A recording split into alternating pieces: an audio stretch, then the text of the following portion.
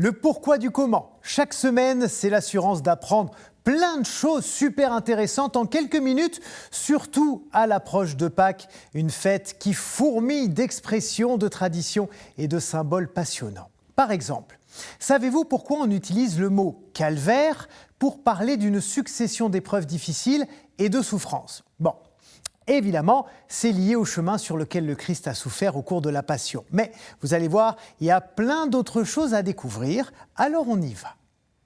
Le mot calvaire dérive du latin ecclésiastique calvaria, utilisé dans la locution calvariae locus, qui signifie littéralement lieu du crâne.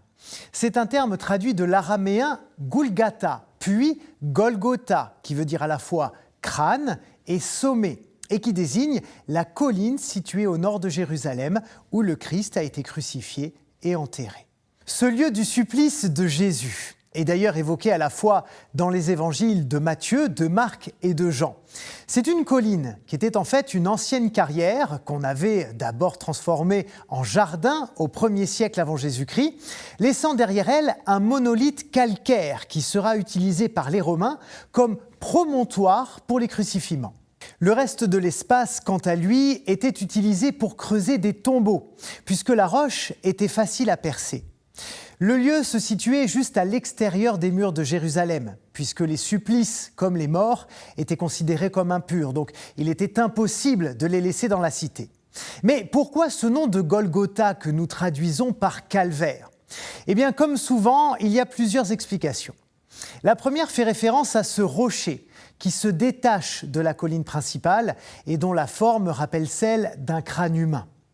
D'autres affirment que ce lieu où les criminels étaient exécutés au temps des Romains était régulièrement jonché d'ossements et de crânes, ce qui expliquerait cette dénomination. Mais l'interprétation qui nous intéresse le plus ici est à chercher du côté du premier homme sur terre, Adam. La tradition religieuse considère que ce Golgotha est le lieu où Adam est né, où il a péché et où son corps serait enfoui.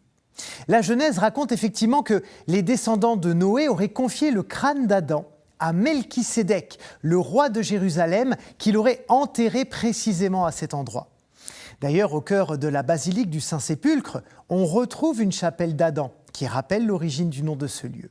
On raconte que le tremblement de terre qui a suivi la mort du Christ a mis au jour le crâne d'Adam et que le sang du Messie aurait coulé dessus. Naturellement, l'essentiel, c'est ce lien spirituel très fort que fait saint Paul entre Adam et le Christ, qui est donc le nouvel Adam. Avant le XVIe siècle, on utilise le mot calvaire par métonymie pour parler de représentation plastique de la Passion et de la crucifixion. Puis à partir de 1700, il désigne également toute croix dressée sur une plateforme ou à un carrefour. Ce terme est finalement entré dans le langage courant au XIXe siècle pour évoquer une épreuve longue et douloureuse, même s'il faut bien avouer qu'on l'emploie aujourd'hui de façon très exagérée dès qu'on a une activité un petit peu fastidieuse. Allez, juste pour finir, une petite blagounette, si vous le voulez bien. Est-ce que vous savez quelle est la couleur préférée d'Adam ? Non ? Ben le vert Adam.